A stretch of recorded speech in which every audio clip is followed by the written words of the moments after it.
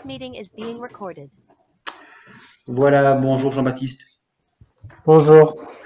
Alors on avait convenu d'échanger aujourd'hui sur une vidéo de Paul Adrien qui a l'habitude de faire des vidéos sur certaines thématiques en invitant de temps à autre des personnes pour venir, j'ai envie de dire, commenter à deux un aspect éventuellement de l'enseignement religieux ou éventuellement commenter l'histoire d'un témoin, victime ou non de l'Église catholique, et voir évidemment un petit peu le trajet de foi, par hypothèse, que cette personne a pu suivre.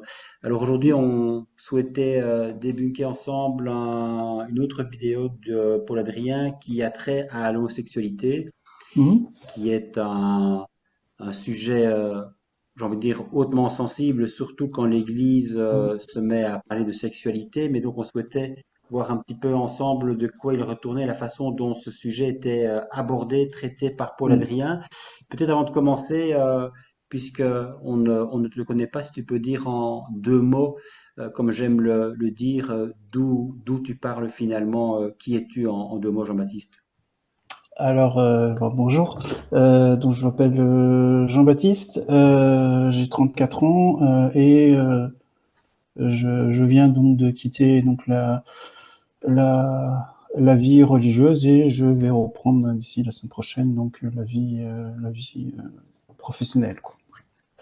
C'est ça. Et tu étais a priori intéressé pour débunker avec moi, si j'ai bien compris cet échange.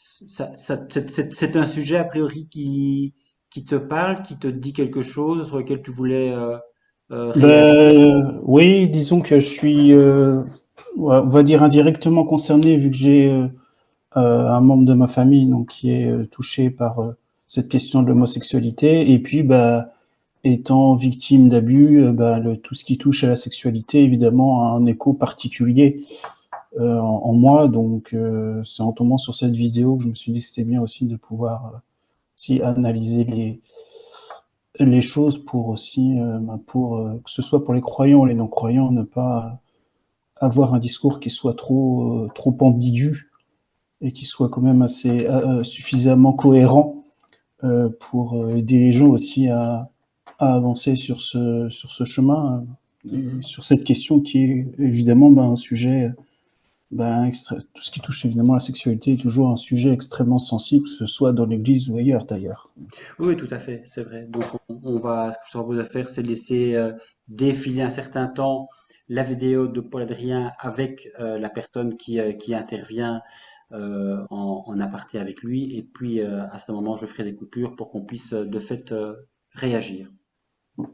On dit qu'elle est homophobe, qu'elle casse les gens ou encore qu'elle est inutilement réactionnaire et conservatrice. Dans cette vidéo, je parle de l'homosexualité et de l'Église avec Solia, une personne qui n'est pas dans l'Église. Nous parlons de l'attirance et de l'amour, de la survalorisation de la sexualité dans les sociétés occidentales, des différents types de modèles qui existent et de ce que signifie le mot de péché dans ce contexte-là. Si cela vous intéresse, vous êtes à la bonne place. Vraiment. Alors, Jean-Baptiste, avant de débunker, j'ai envie de dire passage par passage, essentiel en tout cas, les différentes composantes de cette vidéo, on l'a vu évidemment respectivement, je dirais, en entier. Qu'est-ce que tu as envie de dire, je dirais de façon générale, qu'est-ce qu'il en ressort, qu'est-ce qui t'a peut-être plus particulièrement choqué ou en tout cas interpellé? Déjà, rien qu'avec cette petite introduction, ça fait un peu sourire de voir que l'Église qui est empêtrée dans des problèmes d'abus sexuels, hein, principalement, mais il y a aussi abus d'autorité et tout ça, mais principalement sur les questions des abus sexuels et elle est encore dans le déni de faire une vidéo sur l'homosexualité qui reste un sujet tabou et puis les différentes prises de décision, on va dire, au niveau de l'Église, ont fait beaucoup polémique aussi ces derniers temps. Donc ça fait un peu sourire que un religieux fasse une vidéo sur une question, on va dire déjà compliquée, mais vu un peu on va dire les différents éléments qui touchent l'Église en ce moment, je dirais que c'est même peut-être même un peu malsain, voilà, de ce point de vue-là. Et moi, ce qui m'a gêné de manière générale sur la vidéo, c'est un peu je dirais la méthodologie qui est proposée, l'approche de Paul Adrien pour aborder la question avec cette jeune femme, où on a l'impression déjà dès le début que le but finalement c'est pas forcément d'expliquer aux gens le fond du problème, mais que c'est un peu de convaincre la personne qu'on invite que ce qu'on dit est la vérité, quoi.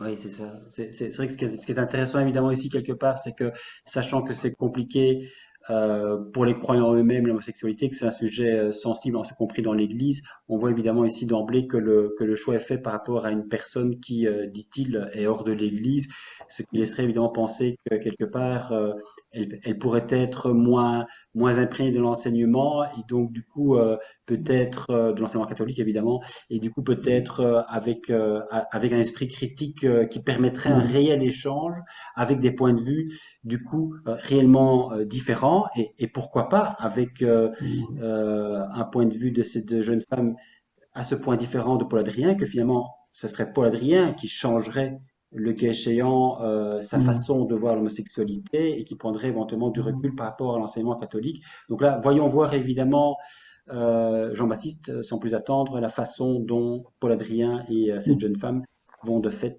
Mmh. aborder le sujet de l'homosexualité et la manière dont l'enseignement catholique l'envisage. Mmh. Vous pouvez nous aider en nous soutenant sur Tipeee ou en likant cette vidéo. Est-ce normal d'avoir des tendances orientées, en tout cas une attirance, c'est-à-dire quand on est une femme, avoir des attirances Vers une femme et quand pour on un est homme. un homme vers un homme. Alors tiens, ça m'intéresse de savoir ce que toi tu dis. Alors ça, tu penses que c'est pas du tout acceptable d'être attiré par un homme quand on est un homme, une femme par une femme. Mhm. Et tu penses que pour un catholique, c'est acceptable d'être attiré par un homme quand on est un homme et par une femme quand on est une femme. C'est acceptable. C'est pas du tout acceptable pour un catholique. Toi, tu penses quoi? Que pour un catholique, c'est acceptable ou pas? Moi, je pense que ce n'est pas acceptable. Eh bien, la réponse est pour un catholique, Pourquoi? c'est comme ça. C'est neutre? C'est neutre. Pourquoi? Parce que c'est ce qu'on appelle du domaine prémoral. C'est que c'est pas toi qui as choisi. C'est juste que si jamais tu es attiré, bah c'est comme ça. Mais à partir du moment où c'est pas toi qui as choisi, ça veut dire que ta liberté n'est pas engagée. C'est-à-dire qu'en fait, c'est pas un acte de volonté. Et comme c'est pas un acte de volonté, la vraie question c'est maintenant qu'est-ce que tu en fais? Mais tu n'es pas coupable devant Dieu de ressentir une attirance pour une femme si tu es une femme, pour un homme si tu es un homme. C'est comme ça. D'où ça vient? D'où ça vient? Alors ça, c'est plus compliqué. On ne sait pas exactement d'où ça vient, mais on sait que quand on est, il y a des choses en nous. Il y a à la fois des choses qui ont été créées par Dieu, et ça c'est bon, et puis il y a aussi des choses qu'on appelle l'ordre du péché originel, qui vient qu'on arrive avec certaines fragilités dans le monde et qu'il ne faut pas trop jouer avec. Ok. Par exemple, je suis quelqu'un de très sanguin. Ok. Quelqu'un de très sanguin, c'est juste que c'est comme ça. C'est neutre. C'est neutre. Si jamais je le cultive mal, ça veut dire que je pète un câble très souvent et c'est pas bien. Mais si jamais je le cultive bien, c'est aussi quelque chose qui va me permettre de réagir pour m'engager, pour la justice, pour la liberté, de faire avancer les choses, etc. Donc tu vois, quelque chose qui est sanguin, moi je le vis comme une fragilité, parce que je suis pas tout à fait maître de mes émotions. Ok. Mais il y a l'art et la manière de le cultiver après. Et ben, c'est à peu près pareil pour une tendance homophile. On ne sait pas exactement d'où ça vient. Est-ce que c'est quelque chose qui a été voulu par Dieu? Est-ce que c'est de l'ordre de la fragilité, de la faille Mais en tout cas, c'est comme ça. Et ce qu'on sait, c'est que comme beaucoup de choses qui sont en nous, il y a une manière juste de le cultiver, il y a une manière pas juste de le cultiver, il y a une manière juste qui va faire de très belles choses, et il y a une manière pas juste de cultiver qui va faire des dégâts. Mais c'est ok que ce soit là, même si on ne sait pas d'où ça vient. Bah oui, c'est ok que tout ça là, parce que tout simplement, c'est comme ça. C'est la vie.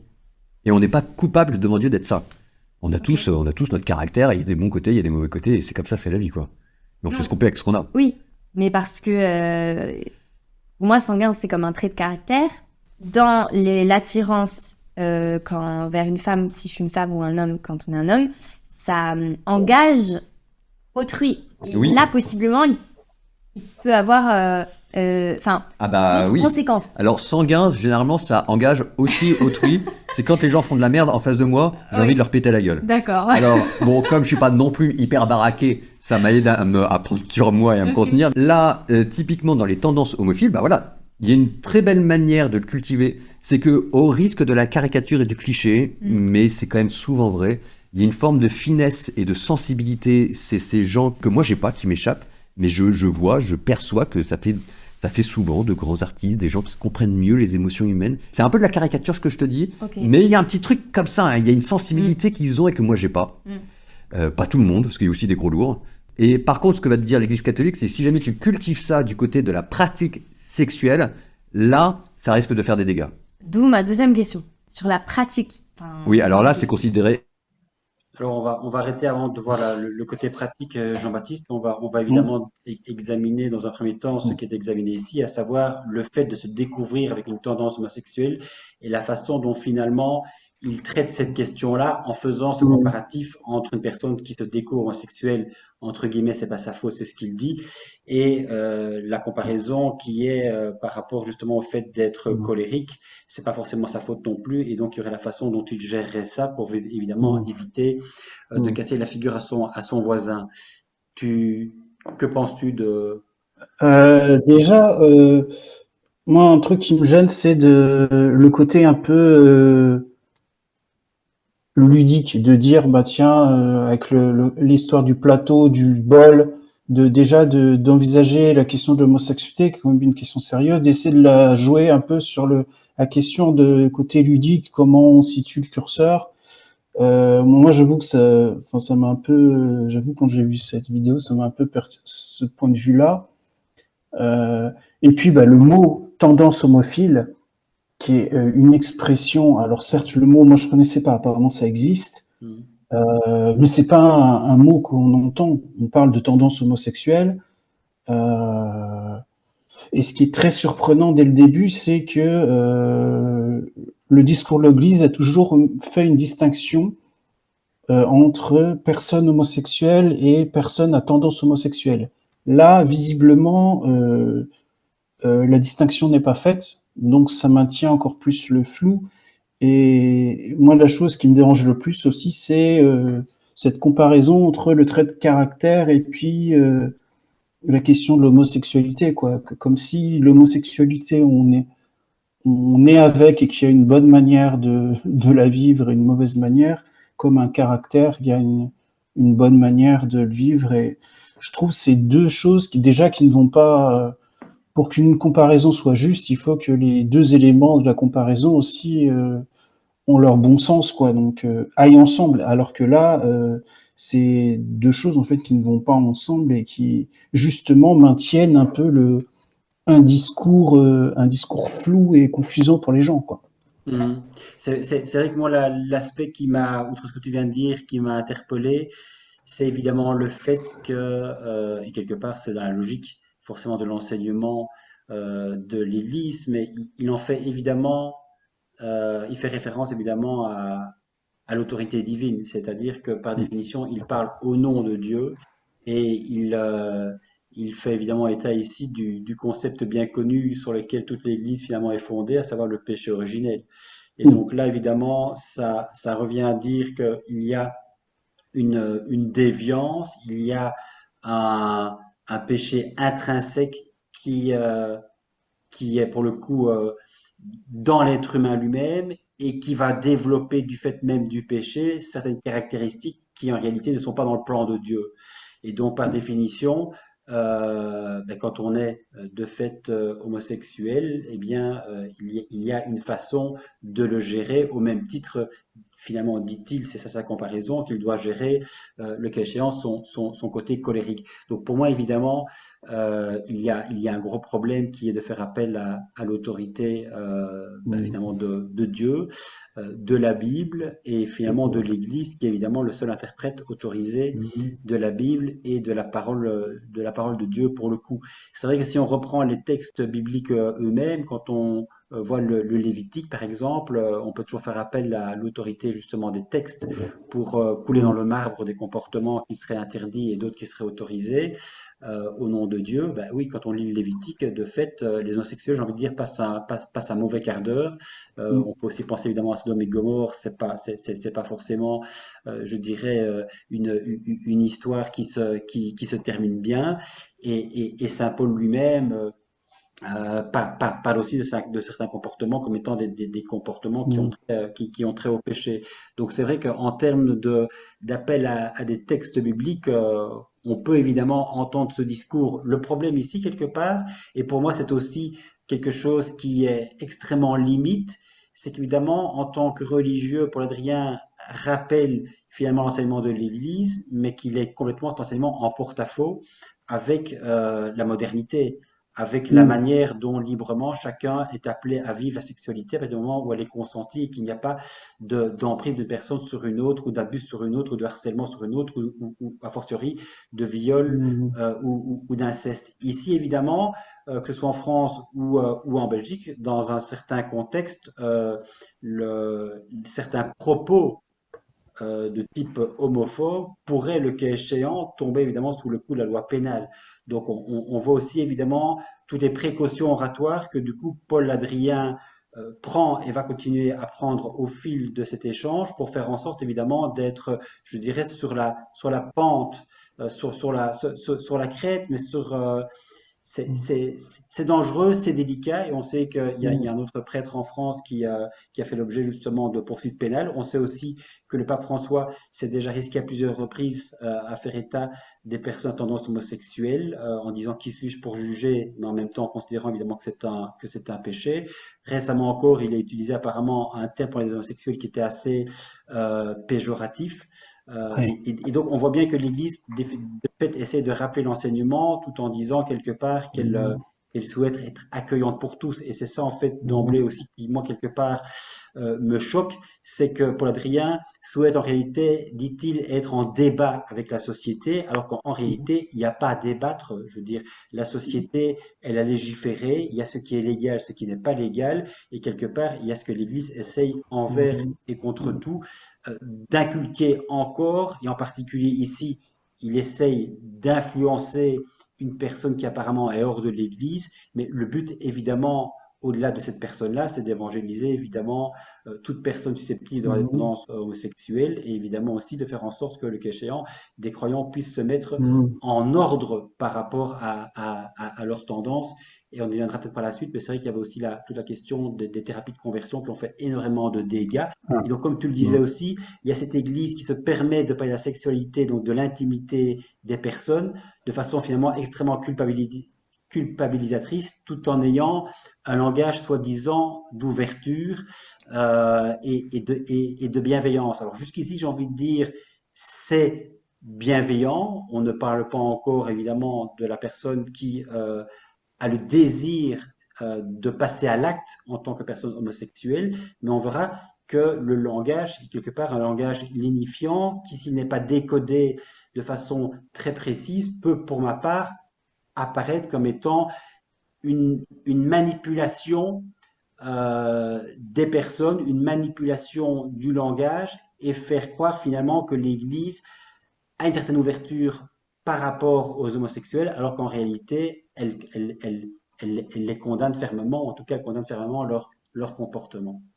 Bah, c'est ce qu'il dit aussi sur quand elle pose la question sur le fait d'avoir qu'il y ait une attirance homosexuelle, elle dit bah c'est du domaine prémoral, donc avant la morale, donc il y a une forme de neutralité. Là déjà il y a une contradiction.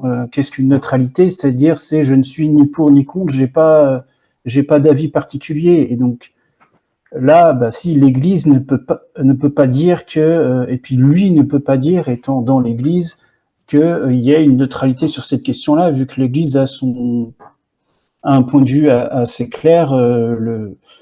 Ce qui forme aussi, on va dire, le couple humain, c'est un homme, une femme. Donc déjà, ça pose déjà une question de dire qu'il y a une neutralité sur cette question-là. Déjà, pour moi, ça pose un gros problème de dire qu'il n'y a pas de culpabilité à avoir, sachant qu'après, il va parler de cette situation comme d'un péché.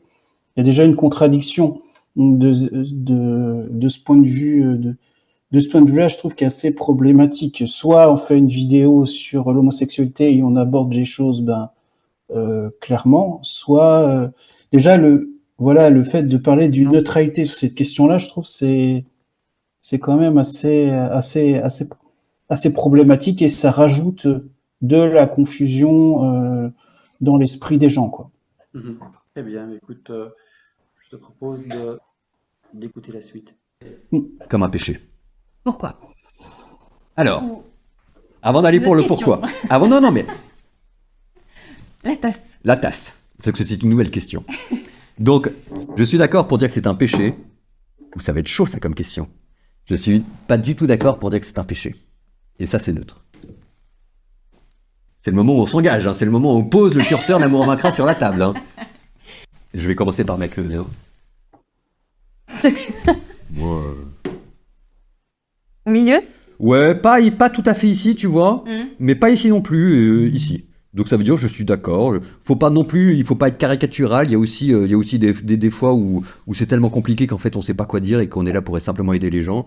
Mais je pense pas que ce soit neutre non plus, donc moi je le mets ici. Bah, en fait, pourquoi je bug, c'est parce qu'avec ce que tu m'as dit juste avant sur les pensées, Ouais. du coup, bon, ça a déjà un peu avancé la tasse, mais je vais être là.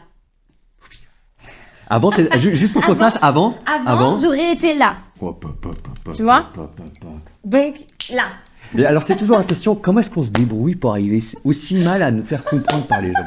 C'est quand même, on passe pour des gros tarés, des gros rigides. En fait, je pense qu'il y a beaucoup d'a priori et beaucoup d'images qui datent de fort longtemps et que caricaturales et qui aujourd'hui on plaque ça à notre époque actuelle. Je pense que c'est pour ça. En tout cas, je parle pour moi, je vais pas faire des généralités, mais pour moi c'est ça. Alors nous, on accompagne énormément de personnes qui sont homosexuelles. Hein. Et donc tu vois, le but c'est pas de faire de la casse parce qu'en fait, je sais pas comment dire, mais c'est compliqué. Les gens ont des vies compliquées, et moi le premier. Moi, c'est dans l'église que j'ai découvert ça. J'ai découvert que l'homosexualité existait. Je venais de Normandie, dans ma famille, dans mes amis, etc. Je peux même pas dire qu'on en parlait, je savais même pas que ça existait. Et quand je me suis engagé dans l'église, j'ai découvert que là, autour de moi, dans l'église, dans les personnes qui allaient voir des prêtres, ou même à l'intérieur des prêtres, j'ai découvert qu'il y avait des personnes homosexuelles. Je suis comme ça, j'ai dit, mais qu'est-ce que c'est que ce truc? Je sais pas. et puis après, ça m'oblige complètement à revoir ma manière de penser. Alors, oui. Avant que tu commences, je trouve ça très intéressant que toi, ton curseur ne soit pas complètement ici. Non, mais tu verras très peu de prêtres qui sont complètement ici. Je dis pas qu'il y en a pas. Hein. Tu verras des prêtres ici. Ok.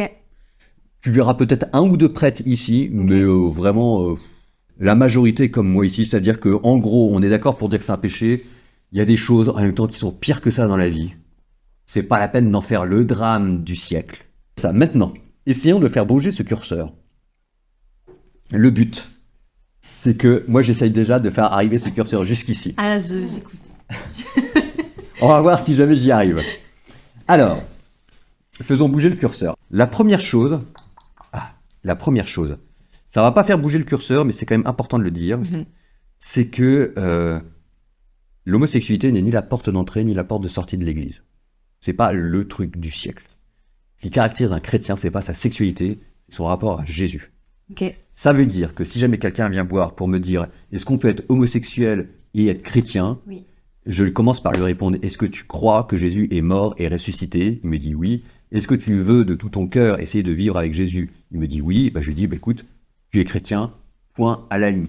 Et pour le reste, on verra en temps et en heure, soit on va avoir cette conversation tout de suite, soit on l'aura après, mais voilà. Tu es chrétien, tu as ta place dans l'église. Donc recentrer au final Toujours. sur l'essentiel. Toujours. C'est que Jésus. Donc maintenant, après, il y a deux choses qui doivent être dites. Oui. Et c'est important qu'elles soient dites. Je suis tout tué. Parce que sinon, où va-t-on? La première chose, c'est qu'il y en a ras-le-bol. Alors là, c'est le curé qui parle. Tout tourne autour de ça. Ils sont obsédés. Alors, donc, la sexualité, c'est pas le truc le plus important dans la vie. C'est pas ce qui va rendre les gens fondamentalement heureux. Dire, on peut être très heureux en couple et que ce soit une catastrophe au lit. C'est pas ce qu'on souhaite aux gens, évidemment, mais la sexualité rend heureux à la marge et uniquement à la marge. Ça veut dire une chose très simple, ça veut dire que ne pas avoir de sexualité, et je le dis en connaissance de cause, j'ai renoncé à la mienne, ça ne change pas fondamentalement le bonheur des gens. C'est la cerise sur le gâteau. Tant mieux si jamais la cerise est belle, c'est tout ce qu'on souhaite aux gens, mais c'est plus important d'avoir un gâteau que d'avoir une cerise. Oui. Et de 1. Ok. Donc arrêtez de survaloriser la sexualité. Et de 2, ça veut dire qu'il y a quand même une différence aussi entre l'homosexualité et l'hétérosexualité. Parce que l'hétérosexualité est quelque chose qui peut donner la vie. Oui. Un homme et une femme qui couchent ensemble pour avoir des enfants et qui n'y arrivent pas à en avoir, c'est considéré comme une maladie. Ok. Et on essaye de leur trouver une thérapie, des médicaments pour soigner leur infertilité. Mhm. Alors qu'un homme qui couche avec un homme ou une femme qui couche avec une femme, si jamais ils n'ont pas d'enfants, bah, c'est juste que c'est pas comme ça que ça marche. Mhm. On est d'accord pour dire ça. Mhm. Ça veut dire que, sans parler de péché ou de trucs comme ça, l'homosexualité n'est pas au même niveau que l'hétérosexualité. Quand on croit en Dieu, on se dit que la sexualité a été aussi voulue pour donner la vie et que ça fait de l'hétérosexualité quelque chose en plus qu'il n'y a pas dans l'homosexualité. Ok. Est-ce que sur ces deux choses-là, relativiser la sexualité et il y a une plus grande valeur de l'hétérosexualité sur l'homosexualité, est-ce qu'on est d'accord ou pas? Je reprends l'exemple du fruit et de l'arbre Oui, que j'avais beaucoup aimé tout à l'heure sur ton deuxième point. oui, Sur en gros, bah, justement, l'hétérosexualité offre un fruit potentiel. oui. Parce qu'on n'est pas obligé d'avoir des enfants à chaque fois. Non. Mais ça offre Mais un la fruit. possibilité La existe. possibilité existe qu'il y Ouais, ait oui. un fruit. Oui, oui, Ok. oui. Donc ça, c'est les deux choses. Ok. On est d'accord avec ça? Les prémices. Est-ce que ça le fait bouger ou pas? A priori, normalement, ça le fait pas bouger, mais je Non. pose quand même non. Mais ça permet de poser Poser les les choses. bases. Ça permet de poser les bases. Ah, Voilà, il y a déjà pas mal de choses qui ont été dites dans cet échange, Jean-Baptiste. Donc, Oui, je propose oui. quand même que l'on réagisse. Je te dirais moi d'emblée que ce qui me perturbe dans cet échange, c'est précisément qu'en réalité, c'est un monologue. C'est-à-dire que d'emblée, on comprend bien que Paul Adrien ne va pas changer évidemment de perspective, quels que soient entre guillemets les arguments que pourrait dire cette jeune fille, mais que l'idée c'est précisément de faire bouger cette jeune fille et que quelque part c'est le champion ici Paul Adrien qui essaye avec des arguments qui sont en réalité à mon sens des pseudo-arguments, qui essaye de faire bouger pas seulement la tasse, mais qui essaie évidemment de faire bouger la façon dont cette jeune fille peut envisager finalement de changer d'avis. En partant de nouveau du principe qu'ici on a basculé pour le coup dans le cadre du péché et que Paul Adrien quelque part semble être extrêmement bien placé pour parler finalement de ce que c'est que la sexualité, de ce qui rend heureux, de ce qui ne rend pas heureux, le fait que la sexualité quelque part ce serait la cerise sur le gâteau mais que c'est un plus mais que c'est pas forcément nécessaire dans la vie d'un être humain et que lui finalement s'en passe très bien. Ce qui fait que finalement, moi j'ai envie de dire de prime abord que ça peut prendre son cas pour une généralité et de faire en sorte que si éventuellement lui-même le vit très bien, euh, c'est son intimité, si c'est effectivement le cas, j'ai envie de dire, c'est très bien, mais de là évidemment à parler pour l'ensemble de l'humanité et finalement au regard seul de l'enseignement même de l'Église, il y a peut-être là effectivement un pas qui est assez osé. Deuxième réflexion que moi je me fais, quelque part, c'est la façon dont Paul Adrien envisage la sexualité, par rapport évidemment à l'extérieur, mais en omettant finalement qu'au sein de l'Église, c'est un véritable problème, entre guillemets. C'est-à-dire qu'il veut faire des prêtres, visiblement des personnes asexuées qui, elles, vivraient bien du fait de leur vocation la sexualité, alors qu'en réalité, on sait évidemment maintenant, depuis notamment l'affaire, la, la pédophilie dans l'Église et la façon dont l'Église a géré, entre guillemets, les prêtres pédophiles, on sait évidemment qu'il y a véritablement un fléau et une omerta sur la question. Donc parler de sexualité avec autant de certitude, quelque part, d'audace, ça me semble évidemment manquer de façon flagrante d'humilité. Et puis, indépendamment de la pédophilie dans l'Église, puisqu'on parle ici de l'homosexualité, il est clair évidemment que l'Église, pour le coup, si c'est un problème, en tout cas, elle a un sérieux problème avec l'homosexualité, puisqu'on sait notamment depuis le livre Sodoma de Martel qu'il y a un taux de prêtres, de religieux homosexuels qui en fait est de plus en plus élevé, plus on monte dans la hiérarchie de l'Église. Et puis on sait aussi qu'au sein du petit État du Vatican, beaucoup de personnes consultent des sites pornographiques, et donc on peut clairement se rendre compte que la sexualité n'est pas du tout en réalité gérée, même par des personnes qui sont censées être chastes et avoir une sexualité qui est complètement équilibrée, complètement entre guillemets rangée. Donc c'est vrai que du coup ça me pose question sur la façon dont il aborde de façon aussi Mhm. sereine et finalement comme étant quelque chose d'épanouissant, le fait que la sexualité peut être simplement une cerise sur le gâteau, alors que l'on sait quand même a priori qu'elle fait partie Mhm. intégrante de la vie. Mhm. Et de nouveau, c'est vrai que si on voit tout évidemment en termes de péché, on peut comprendre les raisons pour lesquelles la Mhm. sexualité lui pose tant de problèmes. Je te laisse réagir. Alors déjà, moi, une première chose qui me gêne un peu, c'est on se rend compte qu'en fait, l'objectif finalement de toute cette vidéo, finalement, c'est pas de donner finalement le positionnement de l'Église et de débattre avec quelqu'un qui n'est pas dans ce milieu-là, mais que l'objectif, c'est de convaincre. Il dit l'objectif, c'est de bouger le curseur. Donc Mhm. déjà, ça décrédibilise un petit peu, j'allais dire, on va dire, l'enjeu de la vidéo, quoi. Donc, et puis, alors moi, j'ai du mal à croire qu'il me dit, avant d'être dans l'église, je connaissais pas l'homosexualité. Euh, J'en doute fort, quoi. Il a pas l'air d'être quelqu'un d'une soixantaine d'années, quoi. Donc, où c'était des sujets tabous qu'on n'abordait pas. Donc ça, à la rigueur, ça pourrait se comprendre pour une personne plus âgée. Alors, je connais pas son âge, mais bon, déjà, je me dis, est-ce que c'est vraiment de bonne foi de dire c'est que en entrant dans l'église que j'ai découvert l'homosexualité? Ça, j'en doute. Et puis, bah, je pense qu'il mélange plusieurs choses.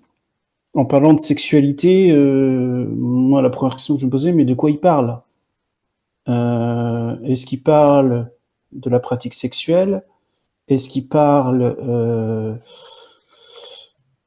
de quoi il parle, quoi? Parce que la sexualité n'est pas réductible à, on va dire, la pratique sexuelle, quoi. Dans la sexualité, il y a toute la dimension de l'amour, de la dimension de l'amitié, de la tendresse, et tout ça. Il y a toute cette partie-là qui est complètement enlevée, et de dire que bah, finalement, la sexualité n'est pas la chose la plus importante de la vie, mais c'est quand même ce qui construit aussi le fait, la sexualité d'une personne, c'est ce qui fait aussi une personne, indépendamment de ce qu'on pourrait appeler orientation sexuelle, quoi. Donc, que ce soit homosexualité ou hétérosexualité, la sexualité construit aussi sa personne, sa capacité aussi à aimer et à entrer dans un projet de vie. Donc, tout ça est un peu occulté, mélangé. Donc, c'est vrai qu'on a du mal à s'y retrouver.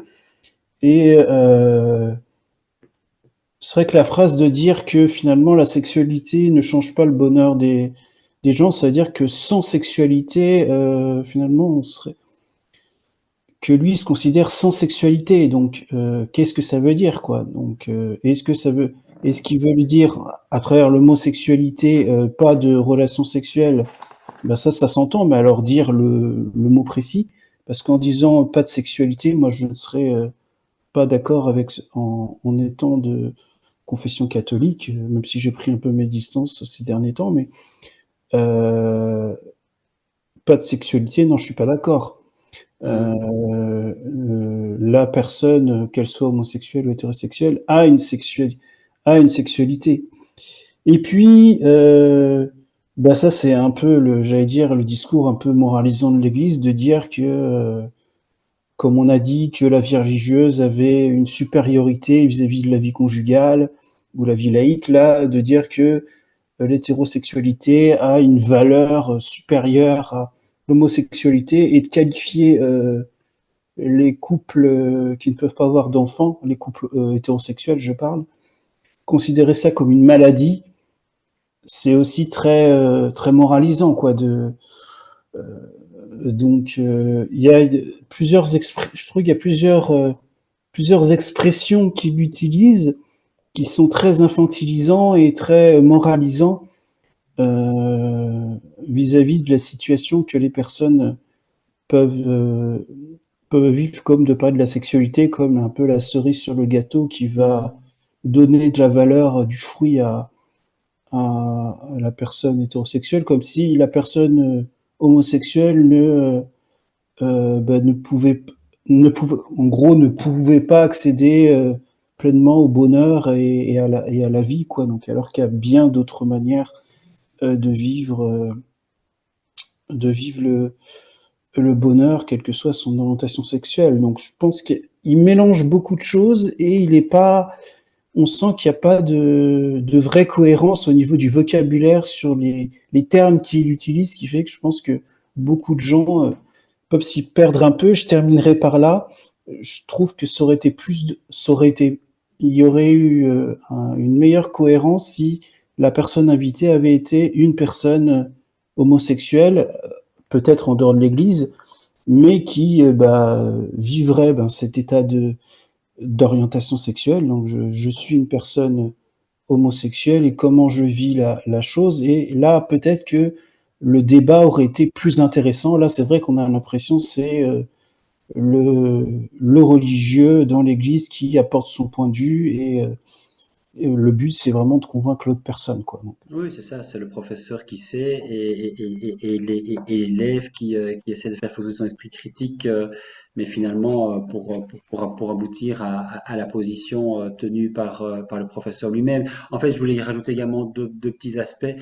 D'abord, il y a des homosexuels qui vivent parfaitement en fait leur homosexualité et donc quelque part la façon dont Paul Adrien les traite est extrêmement culpabilisant. C'est évidemment quelque part mhm. clairement les ostraciser et faire en sorte qu'en réalité ils n'ont pas réellement leur place. Leur place, c'est en réalité dans l'Église. Si elle veut être parfaite, cette place, c'est évidemment d'être abstinent. Point barre. C'est aussi simple que ça. Tout le reste, c'est du blabla. Dire que l'homosexualité en tant que telle, s'il croit en Jésus, etc., il est bien vu dans l'Église. Oui, mais enfin, il est quand même pécheur et il est censé de fait se confesser à chaque fois qu'il a un comportement Mhm. homosexuel qui est un passage à l'acte. Donc, donc en termes de culpabilité, c'est extrêmement douloureux et c'est pas pour rien que l'Église a, à un moment donné, laissé faire en termes de thérapie de conversion, partant du principe justement qu'il s'agissait d'un dérèglement. Et Mhm. il en reparle, effectivement, c'est un dérèglement, puisque c'est évidemment une conséquence du péché originel. Péché originel qui, soit dit en passant, n'a jamais existé, puisque on sait maintenant il y a une évolution qui fait qu'à un moment donné, l'être humain est apparu, et donc il y a pas une tâche originelle, et il n'y a pas évidemment en tant que tel un premier homme et une première femme, Adam et Ève, qui aurait croqué une pomme. Donc là, de nouveau, il y a une sorte d'imaginaire qui permet évidemment de faire tenir tout l'enseignement de l'Église en termes de péché, de déviance, de ce qui est bien et de ce qui n'est pas bien. Parce qu'en même temps, quelque part, il a l'air de dire, bon, l'homosexuel est quand même le bienvenu, et finalement, je mets le curseur pas complètement du côté du mal absolu, je le déplace un tout petit peu, et la plupart de mes confrères font comme moi. En fait, là, il veut faire le moderne, le gars cool, mais en fait, c'est un péché grave, en fait, l'homosexualité. Là aussi, si on veut rappeler Oui. l'enseignement de l'Église pour ce qu'il est et pas commencer j'ai envie de dire, à miauler, c'est un péché grave, c'est un péché mortel et c'est l'enfer. C'est aussi simple que ça. Donc il faut pas trop, Mhm. il faut pas discuter. Donc là, on a l'impression que déjà, il veut rappeler l'enseignement de l'Église, mais qu'en réalité, en même temps, cet enseignement de l'Église, il ne pousse pas pour le coup le curseur, il ne pousse pas jusqu'au bout parce qu'en fait, c'est inaudible. Et donc de nouveau, il joue la carte Mhm. du type sympa qui est ouvert, qui connaît finalement ce que c'est que l'homosexualité, qui en parle et qui est, et qui se veut accueillant. Mais c'est toujours un accueil évidemment conditionnel, d'où précisément aussi le malaise quelque part que ça génère. Et on sait que pour avoir été en contact avec ce type de personnes homosexuelles, on sait quelle est la souffrance que ces personnes peuvent Mhm. avoir quand elles ne sont pas accueillies dans l'Église, pas simplement en disant venez en tant que pauvres pécheurs, mais venez en tant que croyants au même titre que les autres. C'est ça en fait qui est Mhm. demandé évidemment à quelqu'un qui a la foi et qui est homosexuel, c'est d'être accueilli au même titre que les autres. Et on voit évidemment que tout le distinguo de l'Église, c'est finalement le rappel de la théorie, c'est-à-dire du dogme, et c'est évidemment uniquement en termes de pastoral que là évidemment on fait appel cette fois-ci à la miséricorde. Mhm. Mais on ne fait appel à la miséricorde que parce qu'évidemment, à la base, il y a un péché qui doit, par hypothèse, être pardonné. Je te propose d'écouter la suite pour un petit peu avancer dans dans cet échange. Centré, Ouais. au final, Toujours. sur l'essentiel. Toujours.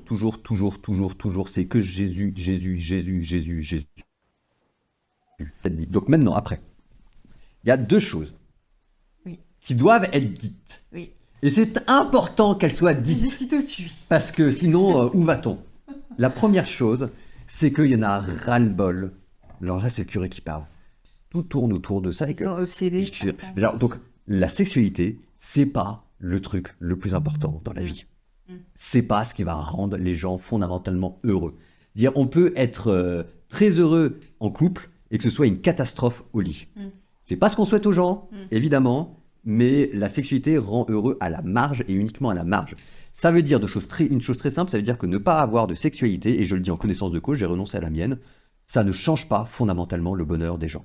C'est la cerise sur le gâteau. Tant mieux si jamais la cerise est belle, c'est tout ce qu'on souhaite aux gens, mais c'est plus important d'avoir un gâteau que d'avoir une cerise. Oui. Et de 1. Ok. Donc arrêtez de survaloriser la sexualité.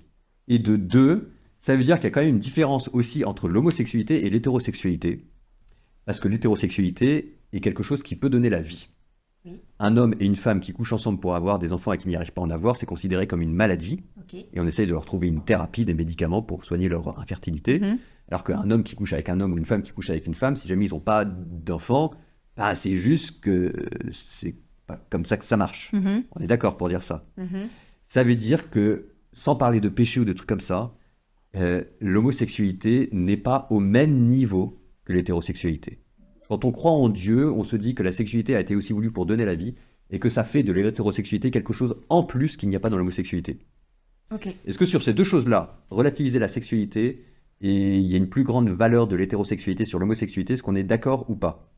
Je reprends l'exemple du fruit et de l'arbre Oui, que j'avais beaucoup aimé tout à l'heure sur ton deuxième point. oui, Sur en gros, bah, justement, l'hétérosexualité offre un fruit potentiel. oui, Parce qu'on n'est pas obligé d'avoir des enfants à chaque fois. non.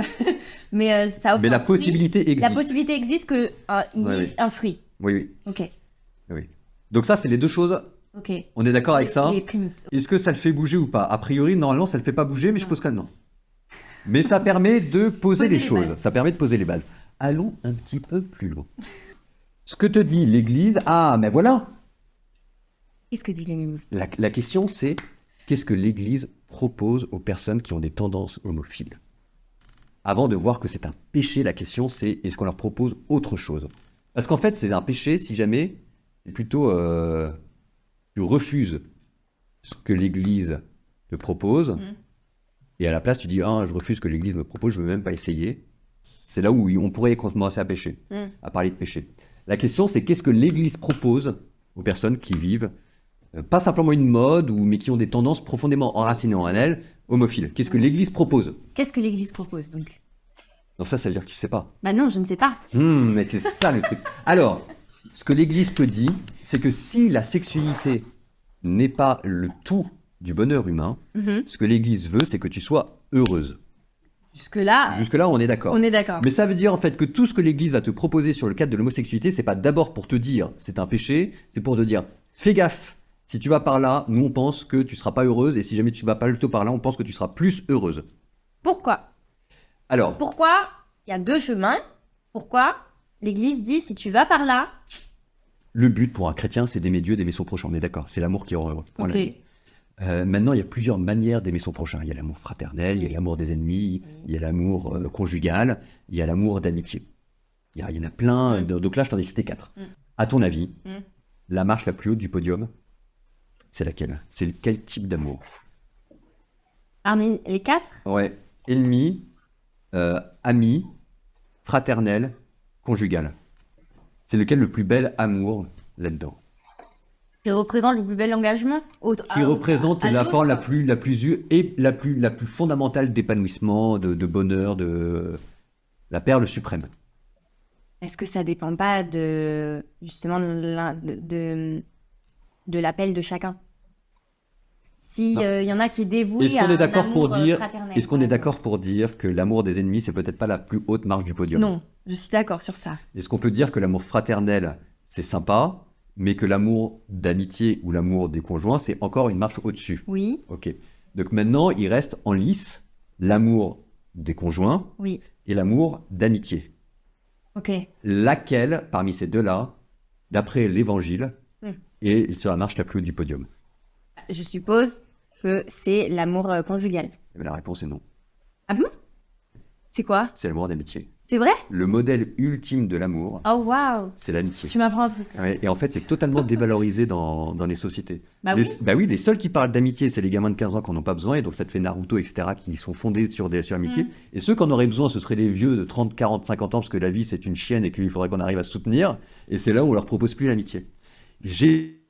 Voilà, on va peut-être suspendre ici l'échange pour te laisser éventuellement réagir, Jean-Baptiste, sur l'un ou l'autre aspect qui vient d'être énoncé. Oui, bah déjà, j'ai l'impression que j'ai du mal à saisir. Il mélange discours de l'Église et cours de l'Évangile, quoi. Quand il parle de ces quatre chemins d'aimer, quoi. Sur quoi il se base? Est-ce qu'il se base sur le discours de l'Église? Est-ce qu'il se base sur l'Évangile? Et puis déjà entre amour d'amitié et amour fraternel, la distinction est pas tout à fait claire. Et puis il y a une vraie contradiction avec le discours de l'Église. Le discours de l'Église a toujours euh, valorisé à une certaine époque, en tout cas, la vie religieuse, donc la vie fraternelle, comme un peu le summum aussi de la vie de l'Église. Et puis, bah, il va l'utiliser après, mais il y a une comparaison euh, entre la vie conjugale et la vie avec le Christ en termes de consécration, quoi. Donc, et là, il nous dit que finalement, ce que nous dit l'Évangile, c'est vraiment l'amour d'amitié, qui est déjà dire que l'amour d'amitié est l'amour le plus suprême, sachant comment elle a été dévoyée avec les frères Philippe, c'est même, j'allais dire, même c'est une faute professionnelle, quoi. Comme religieux, même, c'est une faute professionnelle et c'est même une perversion de j'allais dire, même, comme il dit, on a survalorisé la sexualité, là, de survaloriser l'amour d'amitié dans un contexte où il y a eu des abus, on va dire, de discours théologique de ce point de vue-là, c'est une faute grave, quoi. C'est même, je dirais même, c'est un péché, quoi. Donc, Ouais. non, de ce point de vue-là, moi, je suis extrêmement sévère sur de ce point de vue-là, mais on peut pas s'amuser à jouer avec les gens en leur inculquant un discours, j'allais dire une manipulation théologique en disant donc finalement l'amour conjugal finalement ça vient en dessous de l'amour d'amitié, quoi. Donc moi c'est ça qui me dérange quand même qui me dérange quand même le plus, quoi. Mm. Et sa catégorisation là de l'amour comme si on pouvait mettre mettre l'amour à différents degrés, qu'un serait supérieur à l'autre, quoi. Mm. C'est vrai que pour moi, ce que tu dis, moi, j'ai envie de dire plus largement peut-être, ce qui me choque profondément, c'est que à la racine même, il y a ce que l'Église dit de la sexualité et ce qui est donc autorisé, c'est-à-dire que l'Église part du principe qu'elle sait mieux que le reste de l'humanité, de nouveau, et que donc on voit très bien vers où le glissement va, son enseignement ici va, à savoir évidemment que il y a péché, alors même que la personne est parfaitement informée que ce qui est bon pour elle, c'est de ne pas euh, user, j'ai envie de dire, de ses tendances homosexuelles et de vivre éventuellement un autre type de relation, quitte à ne pas avoir de sexualité du tout, et que si de fait, malgré ce que l'Église en dit, il persiste à croire que quelque part son homosexualité est quelque chose de foncièrement normal et qu'il a, comme n'importe quel être humain, envie d'avoir des relations sexuelles, à ce moment-là, il commet un péché en connaissance de cause et que donc à ce moment-là, de fait, il n'est pas dans le plan de Dieu. Donc on en revient à cet aspect extrêmement culpabilisant que je disais tout à l'heure.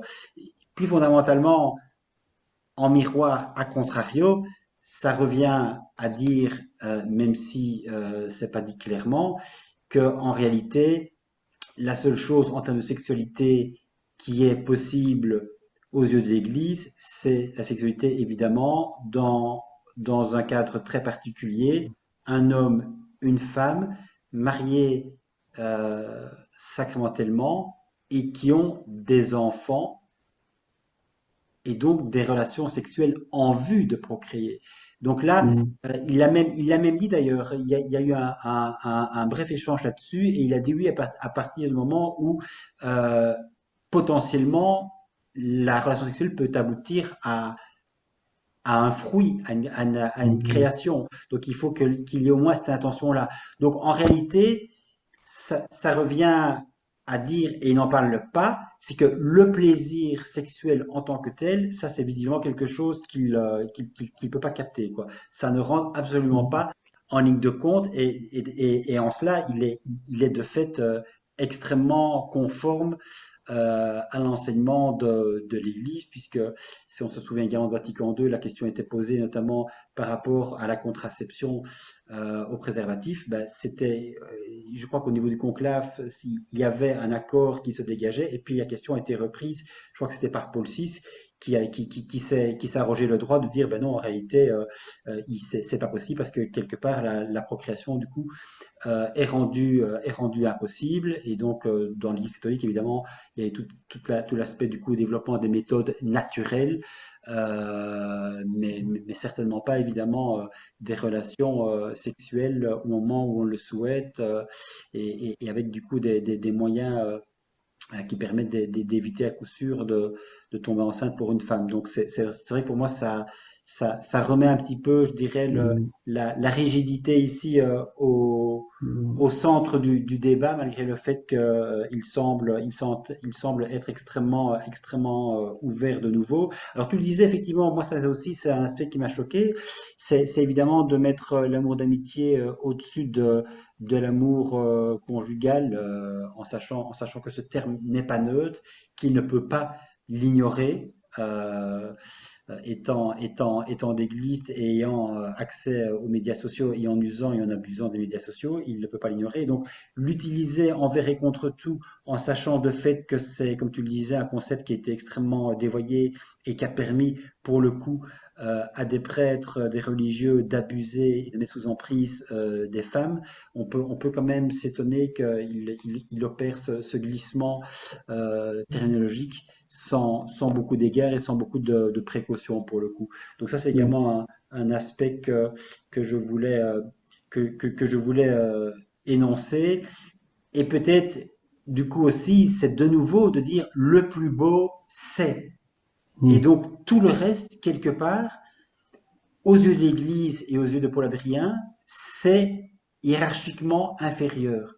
Mais de quel droit finalement s'arroge-t-il le droit précisément de dire ce qui est supérieur ou inférieur et de finalement jauger que tel type d'amour est plus grand que tel autre, si ce n'est de nouveau par rapport à une échelle qui est strictement dogmatique, qui est strictement religieuse, qui est strictement d'église.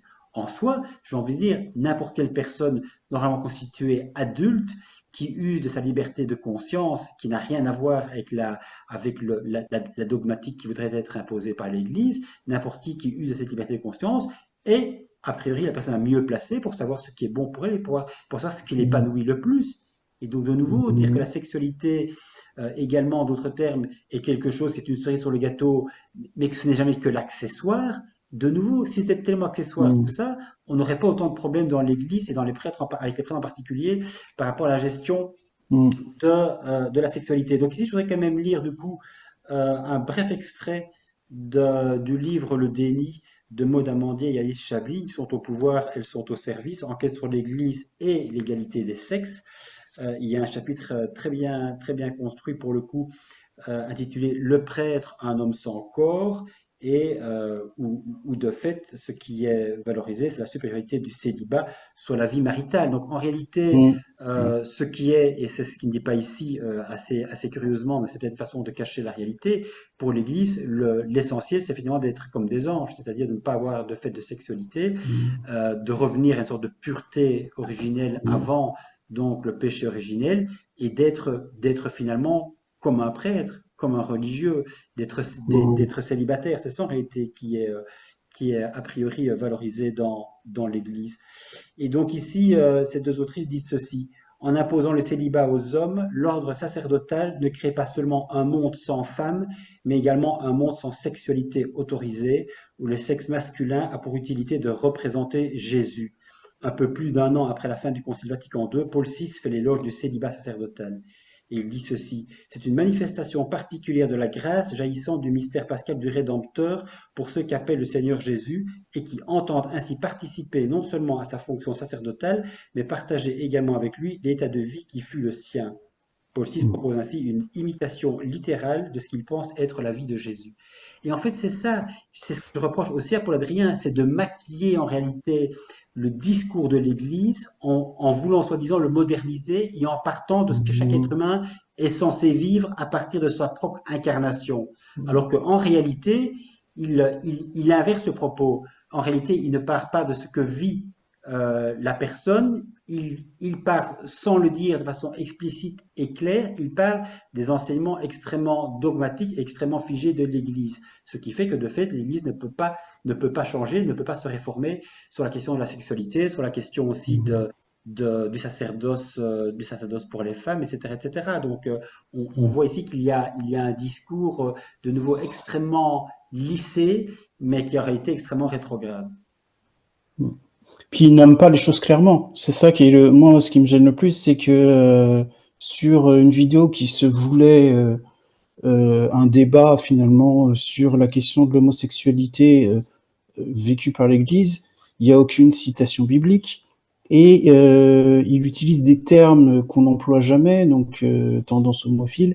Et puis il est toujours un peu dans l'ambiguïté, dans la confusion. Donc en fait, on a du mal concrètement à savoir quelle est réellement la position de l'Église. Et donc et puis il mélange enfin, il y a beaucoup de contradictions finalement entre Évangile et Église. Enfin, c'est vrai qu'on a une personne qui n'est pas formée je dirais à l'enseignement de l'Église et à toutes ces questions aurait de quoi un peu s'y perdre, quoi.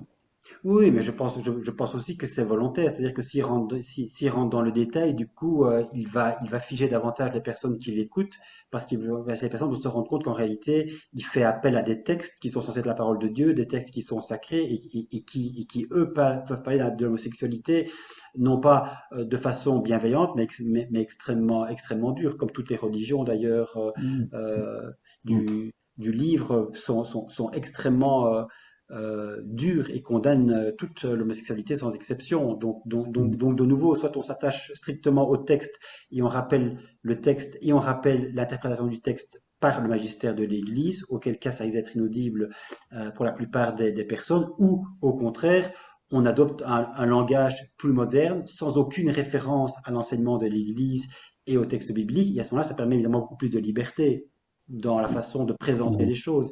Pour moi, c'est l'idée ici, c'est de convaincre le maximum de personnes et de ne pas évidemment les faire entrer, j'ai envie de dire, en résistance et de ne pas être critique. D'ailleurs, quand on voit les commentaires sous les vidéos de Paul Adrien, de façon générale, les commentaires sont extrêmement laudatifs, personne n'y voit à redire.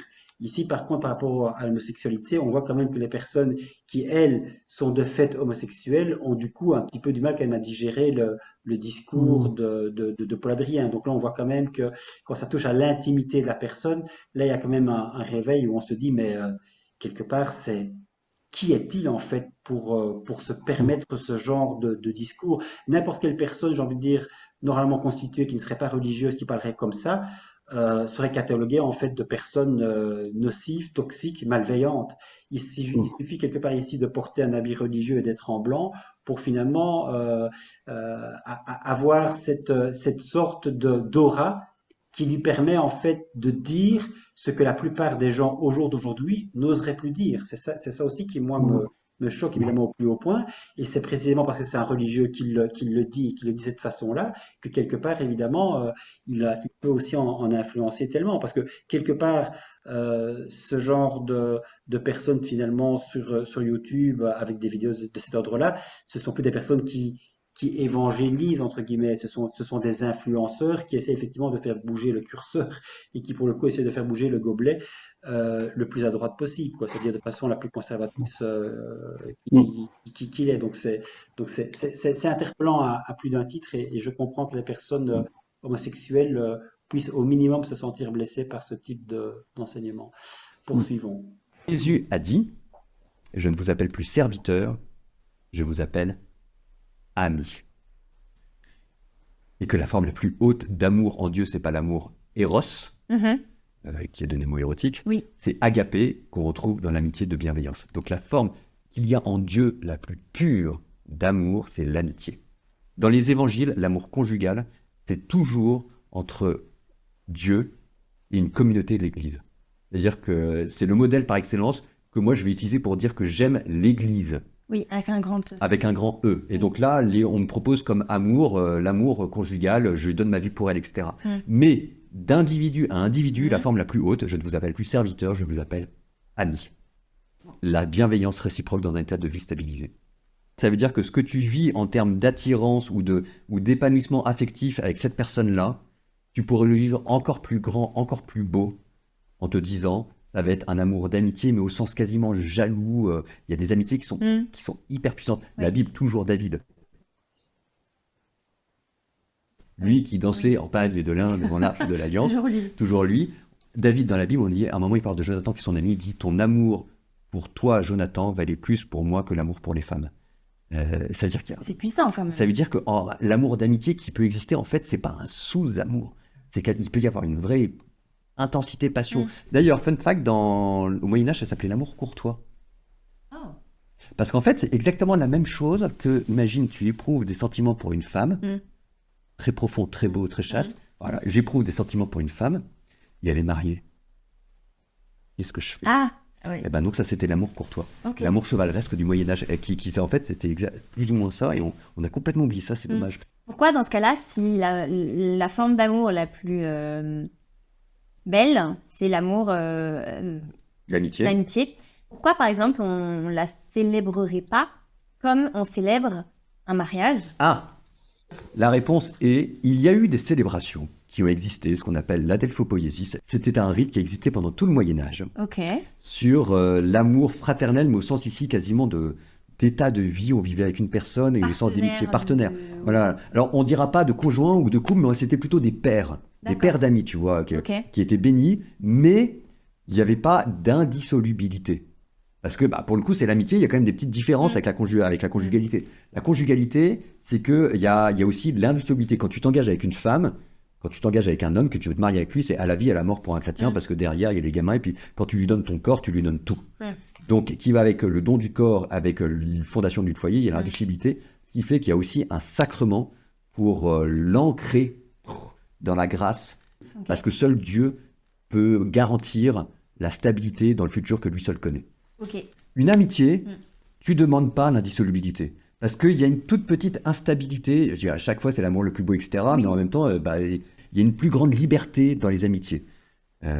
Et donc, en fait, derrière, il n'y a pas d'indissolubilité. Comme il n'y a pas d'indissolubilité, il n'y a pas d'engagement à la vie, à la mort. Il peut y avoir un engagement très fort pour dire, je vais rester à présent à tes côtés. Oui. Ça, c'est possible. Il n'y a pas de célébration? Alors, il pouvait y avoir une célébration, mais pas une célébration sacramentelle. Ok. Ça veut dire qu'on peut demander une bénédiction dans un sens mystique de l'amitié. Oui, ça existe, quoi. Ok. La passion, quoi. Ouais. Bénédiction sans aucun problème. Ok. Ok. Parce que ce qu'on ne veut pas, c'est que les gens vivent tout seuls et soient malheureux. Ils ont l'impression qu'on va les condamner à serrer les fesses et à être malheureux, à vivre tout seuls. Alors que le but, c'est pas qu'ils vivent tout seuls. Le but, c'est que justement, ils trouvent une forme plus profonde d'épanouissement affectif. La seule chose qu'on leur dit, c'est que parmi ces deux modèles, conjugal, amitié, c'est pas comme ça, c'est comme ça. Ça, je savais pas, pareil. Est-ce que ça fait changer un tout petit peu le curseur? En fait, c'est juste dans les deux chemins. Moi, je pensais que c'était l'amour conjugal hétérosexuel, du coup, l'autre chemin proposé par l'Église. Et du coup, ce qui rendait l'autre côté interdit. Tu vois ce que je veux dire? Oui. En fait, c'est parce qu'on survalorise l'amour conjugal. Oui. Le mariage, c'est surcoté. Ok. Sinon... C'est drôle que ce soit ouais, une personne comme toi qui dise ça. Oui, justement, moi j'ai renoncé. Ça m'aurait pas rendu heureux. J'adore les femmes. J'adore les femmes. Mais il y avait autre chose, enfin, je voulais vivre autre chose. Et donc, tu vois, c'est aussi une forme de libération, parce que ça veut dire aussi qu'en fait, ces personnes-là qui ont des tendances homophiles, etc., on leur dit, mais non, vous vous trompez pas, il y a aussi autre chose dans la vie que forcément de vivre en couple. Et puis ensuite, ce que vous allez vivre ensemble, c'est que vous allez vous donner à fond dans des ONG, vous aurez une autre forme de fécondité, et n'essayez pas. En fait, tu vois, le truc qui va pas, c'est que on a l'impression que on veut imiter à tout prix le modèle hétérosexuel en se disant c'est ça ce qui va me rendre heureux et pourquoi j'y aurais pas le droit, etc. Alors qu'en fait, c'est deux sexualités qui sont différentes et qu'on peut pas limiter une, ça s'imite pas, quoi.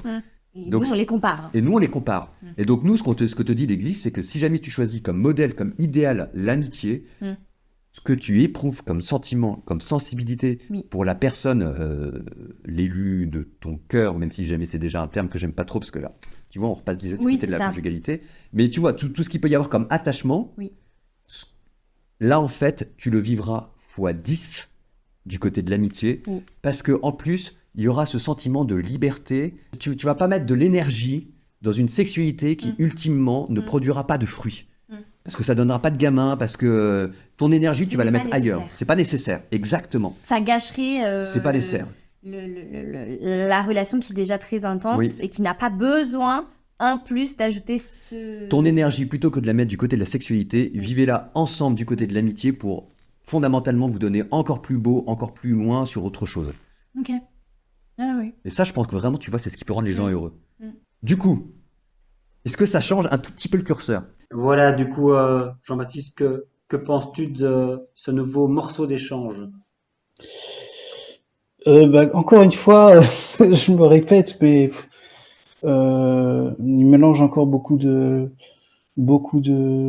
choses. On a l'impression qu'il fait presque l'apologie de l'amour d'amitié, comme si la seule option proposée pour les personnes homosexuelles, ce serait cet amour d'amitié. Et puis il y a une ambiguïté sur la question de la bénédiction, sachant que ça contredit un petit peu le discours de l'Église qui dit on peut bénir les personnes, mais pas le couple homosexuel. Donc ça, il mélange un petit peu. J'ai l'impression qu'il mélange un petit peu différentes choses, qui fait qu'on s'y perd un peu et même en fait, il utilise des mots qu'il ne définit pas. Donc il parle de bénédiction quasiment mystique, mais il ne définit pas euh, le mot mystique, qui est un mot quand même très très fort. Donc je pense que ça. Euh, Oui, euh, il mélange énormément de choses. Donc même moi, j'ai du mal à m'y retrouver de ce point de vue-là. Et puis j'ai du mal en fait quand il parle finalement de cette célébration au Moyen Âge là, de père à père, quoi. Donc c'est pas un couple. On a l'impression que c'est toujours dans le oui mais, quoi. Donc ce qui fait qu'on s'y perd beaucoup, c'est oui c'est possible, mais donc en fait il y a un discours qui est très paradoxal et contradictoire, qui fait qu'on a du mal à se positionner. Mais en fait concrètement, que pense réellement l'Église, à vouloir en fait, il le dit à la fin de la vidéo, on le verra, mais à force de vouloir marcher sur des œufs sur un sujet sensible, on en finit par se retrouver en fait dans un discours qui n'a ni queue ni tête, où on n'explique pas le sens des mots, et en fait on perd les gens dans des chemins en fait qui correspondent pas finalement à leur état de vie, et puis qui correspondent pas à la réalité concrète aussi des personnes, quoi. oui, c'est ça. Mais c'est une ambiguïté, à mon avis, qui est quelque part rendue nécessaire par le fait même que le propos est quelque part indéfendable. Quand on veut mélanger la chèvre et le chou, quand on veut être moderne tout en rappelant l'enseignement de l'Église, forcément, on arrive à des discours qui sont empoulés, qui ne sont pas clairs, on ne rappelle pas clairement la doctrine de l'Église et où, en ne le faisant pas, du coup, on dévalorise l'amour et la sexualité sans vraiment le dire, dire, mais tout en le disant. Donc il y a en permanence ce double langage. Vous êtes les bienvenus, mais en même temps, il y a tellement de conditions qui sont posées qu'on comprend qu'en réalité, on est les bienvenus uniquement si on laisse l'homosexualité à la porte de l'Église. C'est quand même Et puis, l'idéal. oui. L'idéal, Et et puis, on y ouais, reviendra parce qu'il en ouais. parlera Mm. effectivement plus Et tard. puis, ce qu'il dit sur le, moi, j'avoue que je dirais même c'est aussi une faute professionnelle, hein. Enfin, il fait beaucoup de fautes professionnelles dans cette vidéo, mais de dire que le mariage est surcoté alors que c'est la consécration sacramentelle la plus haute qui a été défendue par l'Église, j'allais dire, même à la rigueur, en dehors du thème de l'homosexualité, c'est même un contre-témoignage vis-à-vis de l'Église, et puis même on y parle de deux sexualités différentes, et puis ça apparaît deux sensibilités, mais même les deux mots ne correspondent pas.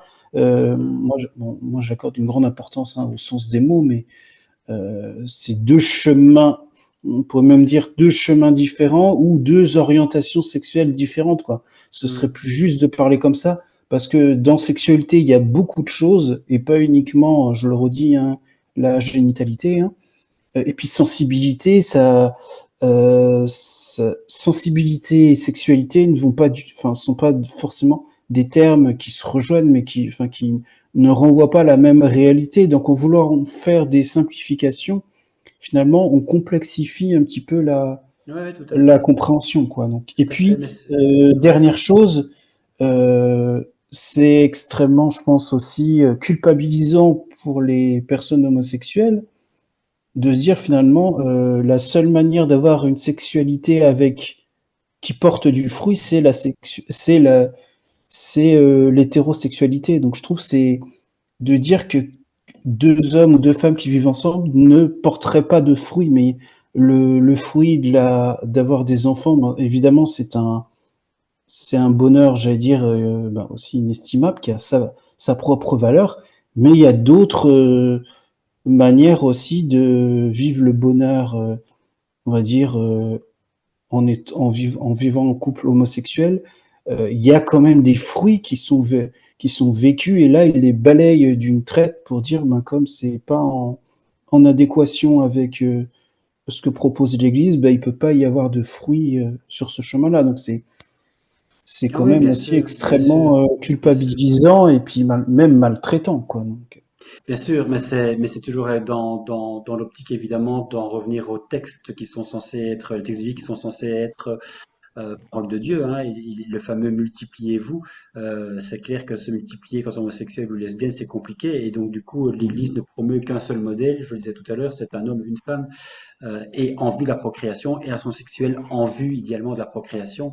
Et donc, on ne peut pas exclure la procréation de l'acte sexuel lui-même, fût-il dans un cadre hétéro. Donc, c'est le problème. Ici, quand il parle aussi de la mystique, je suis d'accord avec toi, c'est un thème très très ambigu et de nouveau, évidemment, on sait très bien ce que la mystique et l'amour d'amitié a pu engendrer de nouveau comme dérive, pour le coup extrêmement sectaire. Donc c'est un problème. Quand il parle de la bénédiction, on a aussi l'impression quelque part qu'il fait lui-même un enseignement à sa propre sauce, hein, parce que quelque part, quand le pape qui est censé être celui qui justement qui enseigne et qui est censé donner pour le coup un enseignement universel que chacun dans ses paroisses, dans ses évêchés est censé, j'ai envie de dire, répliquer.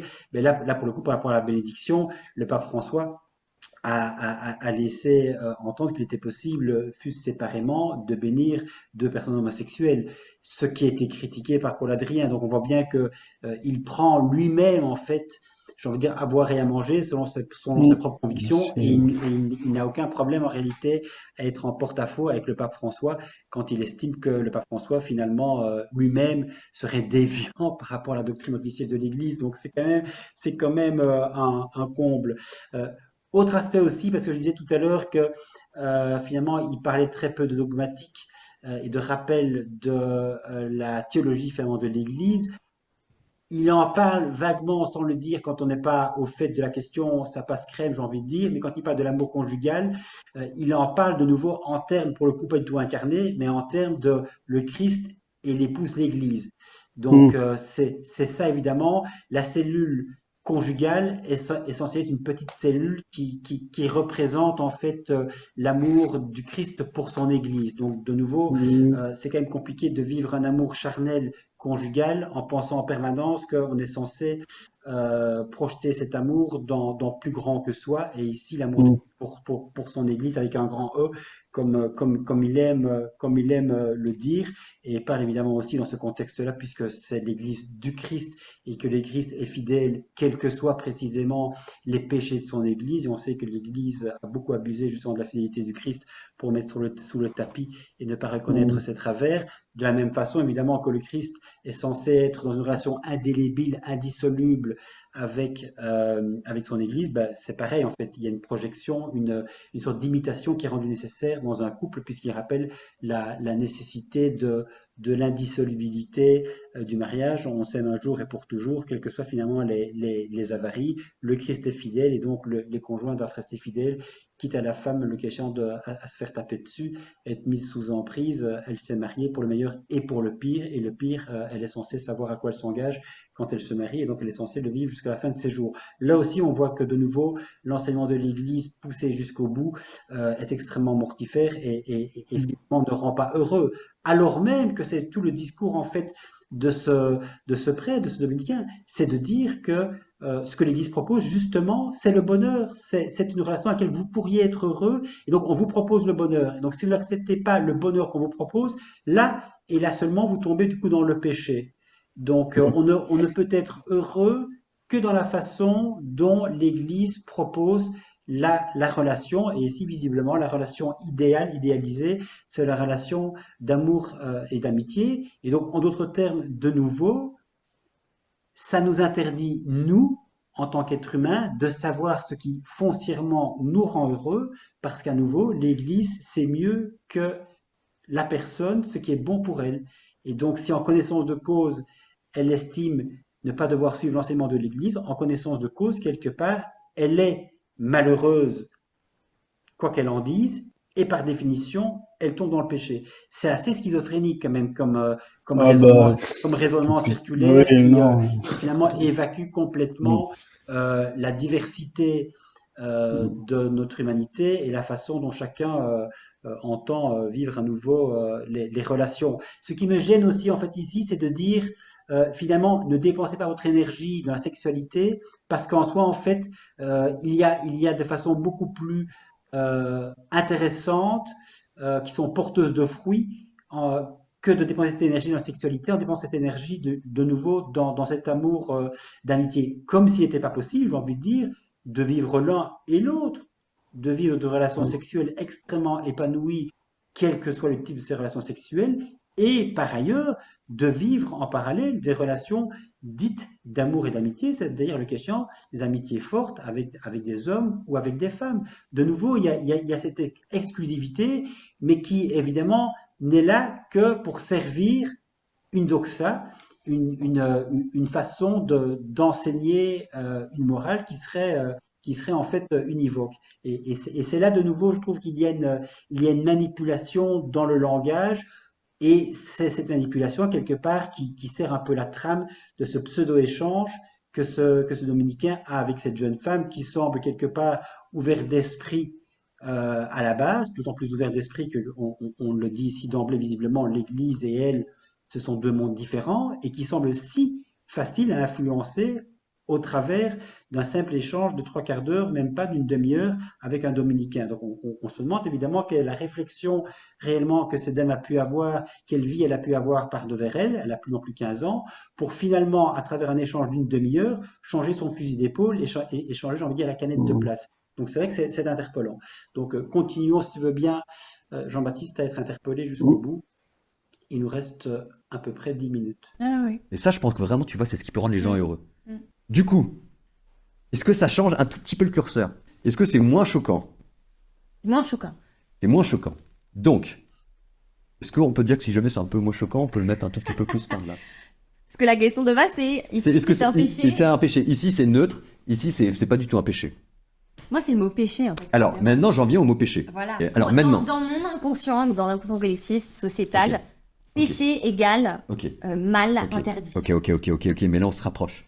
Donc là, maintenant, je vais commencer à parler du péché. Oui. Mais tu vois que ça vient à la fin Oui. de la conversation. Oui. Et que j'ai bien pris à l'aide de pas faire de la sexualité quelque chose qui est Oui. le tout du tout. Oui. Ensuite, de te dire qu'il y a un idéal qu'on propose. Maintenant, imagine, tu es chrétienne, tu as compris tout ce que te disait l'Église, Mhm. et tu te dis, bah ouais, c'est vrai quand même. C'est vrai que dans l'Évangile, le modèle ultime, c'est l'amitié, et que je comprends que là, il y a peut-être encore une manière pour moi plus belle de me donner. Mhm. Imagine que tu as compris que c'était ça ce qu'on te proposait. Oui. Ok. En haut du En podium. Ok. J'ai compris. Maintenant, imagine, tu me dis, ok, j'ai compris tout ça, mais moi, je veux même pas essayer, ça m'intéresse pas. Non, mais très bien, votre truc sur l'amitié, c'est très beau, etc., mais moi, j'ai juste envie de coucher, je couche. Là, l'Église te dit, non, mais écoute, là, ça va pas. Oui. J'ai pris le temps de t'expliquer, t'as bien vu que c'était pas pour ton malheur, t'as bien vu que c'était pour que tu donnes encore plus, qu'on veut pas que tu sois tout seul, qu'on veut que tu trouves quelqu'un à qui tu donnes le meilleur de nous-mêmes, et tu veux même pas essayer. Là, je dis, c'est un péché. Est-ce que tu es d'accord avec ça? Bah, dans le sens où c'est pas logique. Enfin, Dans la tête de la personne? dans la tête de la personne. Du coup, enfin, lui proposer un modèle et du coup la personne dit non, mais elle dit non à quelque chose qui est complètement incomparable. Et qu'elle veut même pas essayer. Bah, du coup, ma question c'est par rapport au mot péché. Mais si jamais la personne ne veut même pas essayer alors qu'elle a compris, etc., ce qu'on voulait dire, Oui. est-ce que tu comprends que là on dise, tu peux ne pas être d'accord, mais si jamais on prend le temps de t'expliquer et qu'à la fin tu dis, non mais là moi ça m'intéresse pas, je veux même pas essayer cet idéal, là je dis que c'est un péché parce que t'as pas confiance au point de même pas vouloir essayer. Parce que le mot péché c'est fort. Bon alors en même temps on en est tous là, hein. Je veux dire, moi j'ai les miens, tout le monde a les siens. Mais c'est fort du coup de poser ce mot-là. tu vois. Oui, ça veut dire que là, ça veut dire qu'à minimum il y a un point de désaccord profond. Ok. Il y a un péché, mais au sens, tu vois, de la confiance. Oui. Je reprends 2 secondes. Est-ce que tu es d'accord pour dire que quelqu'un Oui. qui ne fait pas confiance au vent, ne même pas vouloir essayer, Oui. au niveau de la confiance, Oui. il y a quelque chose Il y de a l'ordre quelque du chose qui péché? va pas. Ça, ok. Est-ce qu'on On est peut d'accord. bouger un tout petit peu? On n'est pas, voilà, on n'est pas encore à la c'est chaud, c'est chaud. Ouais, et c'est quand même pas mal, c'est quand même pas ma mal. question- C'est quand même pas mal. mais Alors, on chemine, alors on maintenant, quelqu'un qui essaye, qui développe Oui, des amitiés, oui, qui dit, ça, ok. qui craque et qui couche avec un garçon, si jamais c'est un garçon, avec une femme, si jamais c'est une femme. Oui. Dans la pratique, généralement, les gens viennent me voir en confession. Ok, très bien. On a compris que c'était pas facile. On a compris qu'ils faisaient le mieux qu'ils pouvaient. Et c'est là où en fait on parlera de chute. Chute au sens de chuter, quoi. C'est paf. Mais de la même manière que tu vois, quelqu'un de temps en temps va craquer. Et bah, on a des caractères qui parfois nous dépassent. Et on fait ce qu'on peut. Et on est devant Dieu, on dit, bah voilà, j'ai fait de la merde, ou alors j'ai craqué, j'ai pas tenu mon engagement, etc. Et le curé, dans ces cas-là, fait, bon, ok. Et chez suivant, ok, on ne parle pas. Parce que Ok. voilà, On le met pas au non, centre, non, au non, cœur non, de. non. Tu as des personnes qui vont y arriver du jour au lendemain. Il y a des personnes qui vont mettre 30 ans, 40 ans, 50 ans pour y arriver, et ça sera plus long, plus compliqué, mais en même temps, elles apprendront plus d'humilité, de sagesse et de tendresse, c'est pas les personnes que la vie, entre guillemets, fatiguée, usée, etc. C'est aussi plus facilement les personnes que tu viens voir pour pleurer, demander des conseils. Donc, Ok, j'ai compris cette ouais, image. donc les deux, tu vois, là, pour chaque situation délicate, Dieu a prévu l'heure de la délivrance, mais nous n'en connaissons pas l'heure. Prions pour en hâter le terme. Donc, quelqu'un qui craque, bah, c'est quelqu'un qui craque. Donc ça veut dire que là, oui, techniquement parlant, il y a un péché. Écoute, mon grand, tu sèches tes larmes, tu te relèves, on passe à autre chose. La fidélité à son propre engagement et à son propre idéal. Là où il est, c'est qu'il faut faire gaffe. C'est que ces chutes-là ne sont jamais anodines. Dans l'acte sexuel, là où c'est dangereux, c'est que précisément c'est un acte sexuel et qu'en donnant ton corps, il y a un phénomène de jouissance au plus intime de toi, ce qui fait qu'en fait, tu t'attaches de tout ton... Enfin voilà, quoi. Et donc en fait, il peut y avoir des phénomènes d'addiction, donc c'est quelque chose de dangereux. C'est court-termiste comme pensée. T'as craqué, tu t'es soulagé, tu te sens mieux sur le moment, mais à long terme, ça ne produira pas de fruits. Comme si 2 hommes ou 2 femmes ensemble, la nature même de leur relation Ouais. était basée sur une relation conjugale. Oui. Ici, homosexuelle. Et là, en même temps, ce qu'on peut même dire en plus, c'est que quand tu craques, au sens de craquer, c'est que tu mets même pas l'amour conjugal au-dessus de l'amour d'amitié, c'est que tu mets le sexe au-dessus du reste, point à la ligne. C'est quelque chose aussi qui peut abîmer la personne en face de toi. Parce que la personne qui est en face de toi, elle a aussi sa propre vie, sa propre histoire, et que en l'attirant dans ton lit, eh ben, tu l'as pas tiré vers le haut non plus. Là, donc, pour toutes ces raisons, on dira que c'est un péché. Ok. Si jamais c'est des tendances qui sont profondément ancrées en toi, Oui. on va pas en rajouter des caisses. Moi, en fait, tu vois, ce qui me fait frémir dans toute cette question sur l'homosexualité, c'est qu'on a l'impression que les modèles d'épanouissement, en dehors de la conjugalité et du sexe, il n'y a rien qui existe. Ok. T'imagines ce que ça veut dire de pauvreté affective de notre société? Ouais. On n'arrête pas de nous dire, mais non, mais c'est génial, si jamais vous voulez, vous faites ce que vous pouvez, etc. En fait, on est une pauvreté, mais les siècles avant nous, ils avaient beaucoup d'autres modèles de relations sociales, etc. Et que nous, ce serait bien qu'on élargisse un peu le panel, plutôt que de vouloir que tout le monde rentre à tout prix dans les mêmes cases, etc. Ok. J'ai compris. Est-ce que ça bouge un tout? C'est là. Putain, c'est Ok. chaud. Oh, hop, hop, hop. Bon, alors là, c'est même plus loin que ce que j'imaginais. C'est déjà pas mal. C'est Mais déjà pas t'as mal. donné des clés de compréhension. Ah, je pense que j'ai jamais réussi un aussi beau score là. L'amour vaincra. Hein. Surtout sur un sujet aussi Allez. peut-être sensible. Ah bah c'est sûr. Et voilà, fin de la discussion. Je remercie encore Solia d'avoir participé avec moi à un débat sur un sujet extrêmement délicat. Et vous avez pu voir les précautions que nous prenons pour espérer être le plus fidèle possible et à l'évangile et à l'humanité. Il peut y avoir des maladresses, vous nous les dites évidemment dans les commentaires. Pour le reste, dites-nous aussi si ce genre de format vous va, que j'en fasse d'autres. L'amour vaincra. Alors, Jean-Baptiste, l'amour vaincra, c'est évident. L'amour, évidemment, je veux dire, tel que Paul Adrien le conçoit. Et il le conçoit visiblement, dit-il, pour le bien-être de l'humanité et en conformité avec l'Évangile. Il a même pas Ouais. dit d'ailleurs, ça m'a étonné quand j'ai écouté cette vidéo, et en l'entendant, ça m'étonne aussi, il ne parle pas de l'Église en fait, il ne parle pas de l'enseignement de l'Église, Non, non. il occulte. Donc, l'Évangile, on se dit c'est l'amour du prochain, etc., quelque part, pour le commun des mortels, même qui n'est pas croyant comme cette jeune fille, l'Évangile peut être attrayant. L'humanité, l'humain qui n'a pas envie d'être humain, c'est attrayant. Et du coup, c'est vrai que rappeler le magistère de l'Église en disant c'est ça en réalité qui est le centre même de ce qui doit être appliqué, et c'est ce côté éventuellement rigide qui doit vous parler. Là, de fait, c'est un élément de langage peut-être plus difficile à faire passer, et du coup, c'est un élément de langage qui n'apparaît pas. On voit aussi, autre aspect, que l'homosexualité, à nouveau, ne peut être vécue que de façon négative, donc on ne peut pas être heureux. Et donc, si on attire un homme ou une femme, si on est du même sexe, dans son lit, forcément, ce n'est pas respectueux. Euh, Comme si la relation homme-femme ne peut pas être génératrice d'abus du même ordre. Donc là, de nouveau, il y a une comparaison qui est complètement absurde. Euh, Entre deux femmes, deux hommes, et un homme, une femme. Donc là, quelque part, ça m'échappe. Et puis, ce qui m'échappe aussi, de nouveau, c'est de réduire les choses en disant, oui, l'homosexualité, finalement, c'est une histoire de sexe et ça ne rend pas heureux. Comme si, de nouveau, l'homosexualité, c'était pas aussi tous les autres aspects qui ne sont pas uniquement le sexe, mais qui sont aussi la connivence, la tendresse, avec les gestes qui les accompagnent. Et donc, de nouveau, quelque part, c'est lui qui, volontairement, pour dénigrer l'homosexualité, la ramène à l'acte strictement sexuel qui ne peut être qu'un acte qui, par définition, rend profondément malheureux, au point où il dit, finalement, c'est pas très grave, il y a des chutes. Chutes, évidemment, que le prêtre va, dans le cadre de la confession, pardonner.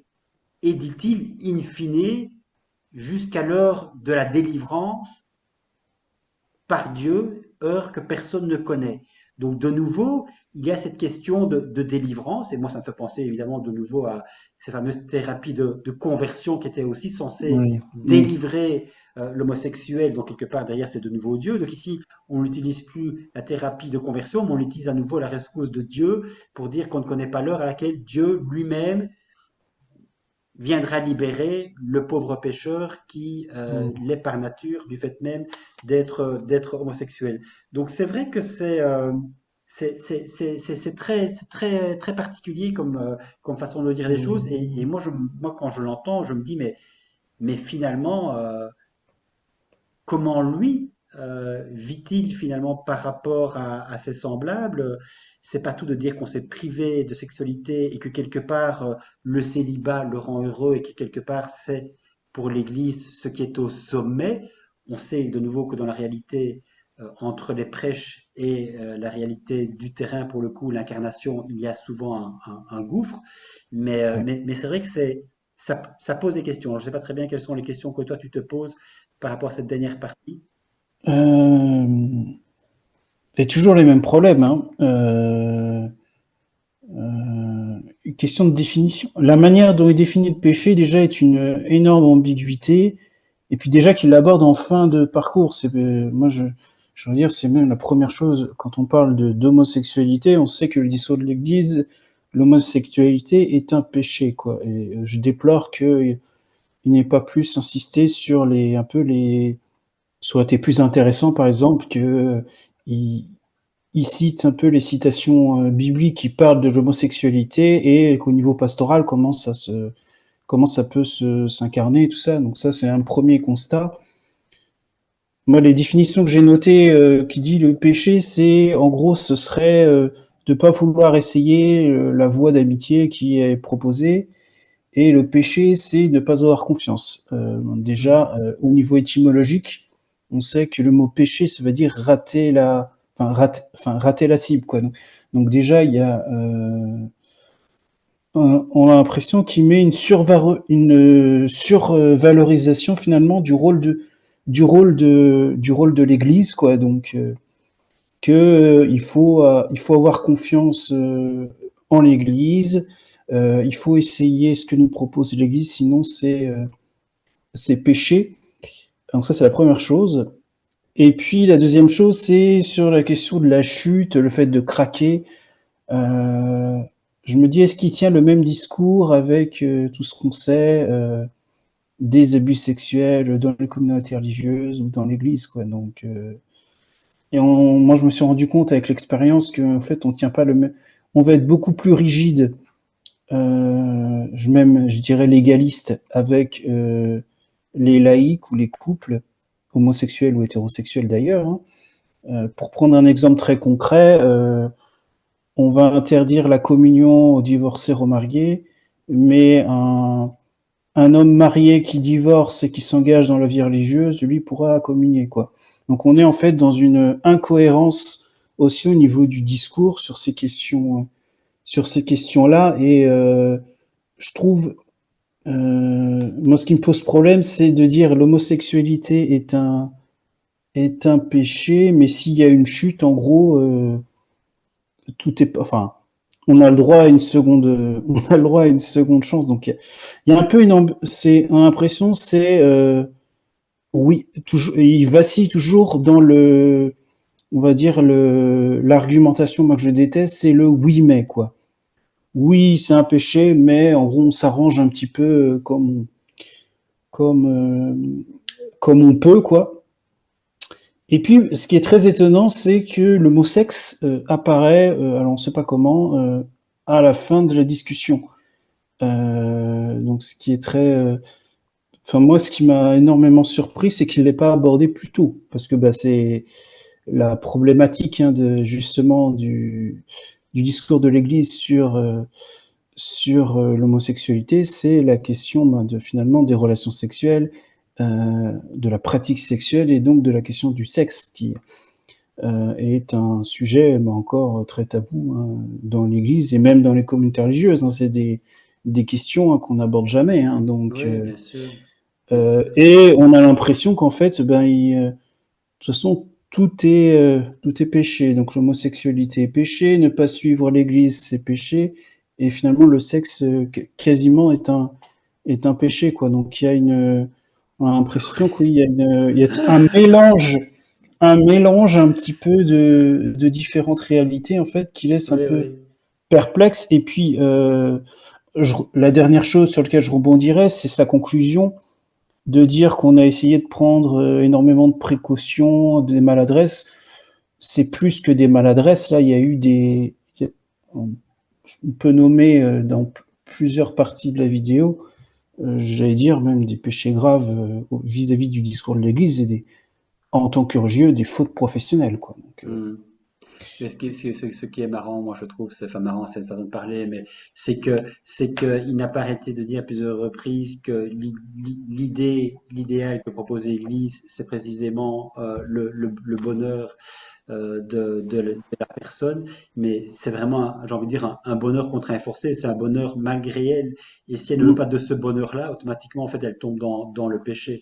Donc c'est absolument loufoque, mm, c'est absurde, oui, c'est caricatural, c'est oui, absolument débile, en fait, comme façon de présenter les choses. Et c'est pas pour rien, de nouveau, tu l'as soulevé, mais c'est vrai que c'est pas anodin que la question du péché, évidemment, a été abordée en dernier, parce que si elle était abordée en premier, de nouveau, il y a peu de chances que la plupart des personnes qui le suivent le suivraient jusqu'au bout. Donc l'idée, c'est évidemment essayer petit à petit de dire des choses qui sont anodines, qui passent crème, sur lesquelles quelque part on peut avoir un consensus. C'est un petit peu ce que fait cette jeune fille ici pour les besoins de la cause. C'est de dire, ben, jusque-là, effectivement, je peux suivre, et puis on continue à recevoir un enseignement. Ok, ça m'éclaire, ça m'ouvre l'esprit. Je n'y pensais pas, mais finalement, avec ce que tu me dis, je peux y consentir mm, également. Et donc, on déplace le curseur jusqu'à finalement se rapprocher mm, euh, très, très franchement de la position de Paul Adrien. Donc, c'est vrai que, de nouveau, en termes de liberté de conscience, on se demande ce mm, que cette jeune fille a pu apprendre avant pour être aussi facilement finalement malléable. mm, En tout cas, selon ce que l'on voit, on pourrait dire qu'elle est vraiment malléable à changer d'avis, entre guillemets, comme de chemise. Mais rappelons quand même, pour le coup, ce que dit le catéchisme de l'Église catholique par rapport à l'homosexualité. Il dit exactement ceci: les actes d'homosexualité sont intrinsèquement désordonnés. Donc, je veux dire, voilà, c'est une façon quand même mm, d'ostraciser tous les homosexuels, et contraire à la loi naturelle. Il ferme l'acte sexuel au don de la vie, il ne procède pas d'une complémentarité affective et sexuelle véritable, et ne saurait recevoir d'approbation en aucun cas. Donc là, c'est clair. Ici, ouais, dans sa discussion, il dit, ouais, bon, il faut quand même être tolérant, etc. On est tous pécheurs. Il y a quand même des cas qui sont limites, des cas pas évidents. On a tous des difficultés, et ça peut prendre un certain temps. Certains mm, s'en débarrassent, entre guillemets, très rapidement. C'est extraordinaire. Et d'autres, ça prend du temps, et ce temps, c'est l'heure de Dieu. Bon, c'est extraordinaire. Mais c'est vrai qu'on voit bien que si on rappelle le catéchisme de l'Église catholique, c'est désordonné, et c'est au nom d'une loi naturelle. Donc là, de nouveau, qui dit loi naturelle dit loi intangible. Donc, qui a défini la loi naturelle? C'est l'Église. De nouveau, c'est pas naturel en soi.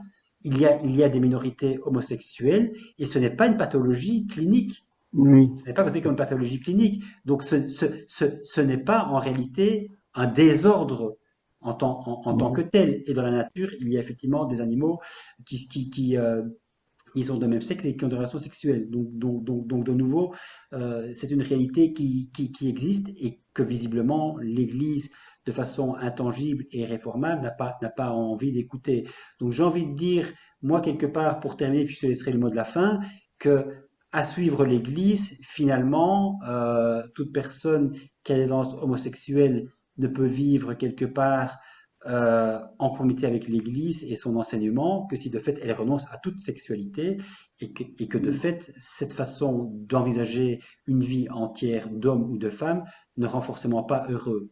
Donc mm, mm. ce bonheur qui est promis, en réalité, c'est une illusion, c'est de la poudre, jetée aux yeux de la Mm, personne qui mm. finalement aurait envie aveuglément de croire un message qui est profondément mortifère. Alors pour le mot de la fin, moi je dirais déjà une déception, c'est que avec le titre un peu et puis l'introduction un petit peu de cette vidéo de Paul Adrien, on pouvait espérer un vrai débat intéressant, quoi. Donc ça pouvait être un sujet intéressant, et de se voir que finalement il y a même une manipulation, une banalisation finalement enfin, de la position de l'Église sur l'homosexualité, en voulant justement être précautionneux, finalement, on prend tellement de précautions, en fait, qu'on ne dit absolument rien de très concret sur finalement sur la position ecclésiale. Moi, j'inviterais plutôt les personnes qui sont sur YouTube, hein, de visionner alors c'est pas sur l'homosexualité, mais c'est vraiment sur la sexualité, l'échange qu'il y a eu donc entre Thibaut Inchep, donc qui est un YouTuber, hein, qui est de confession, enfin qui a une culture catholique mais qui n'est pas pratiquant, avec Thérèse Argot, donc qui est sexologue, qui se revendique comme catholique, quoi.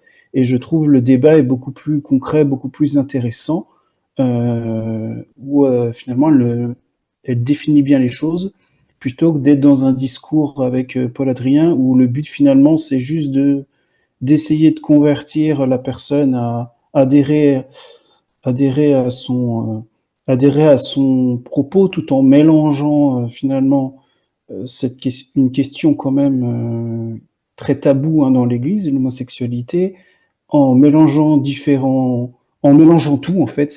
On pourrait parler voilà, d'un discours syncrétiste où comme on prendrait plusieurs religions pour abonder dans un discours, là, on prend plusieurs concepts sans prendre le temps de les définir clairement, et puis voilà, on énonce des arguments de l'Église tout en les contredisant. Donc en fait, pour moi, c'est vraiment une vraie déception, et puis de dire que c'est le type de discours qui peut être très dangereux aussi pour à la fois des personnes qui sont hors de l'Église, mais comme des personnes qui vivent cette situation de l'homosexualité de manière très douloureuse.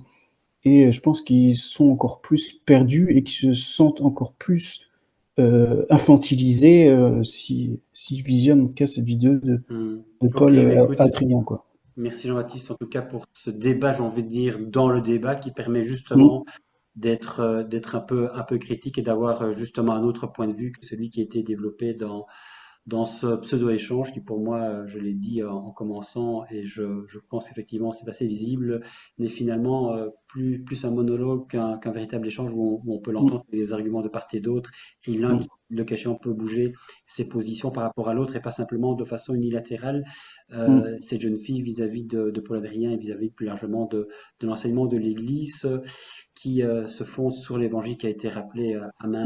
à maints égards par Paul Adrien. Donc, un tout grand merci, Jean-Baptiste, pour cet Merci à échange. toi. À bientôt. À bientôt. Au revoir. Au revoir.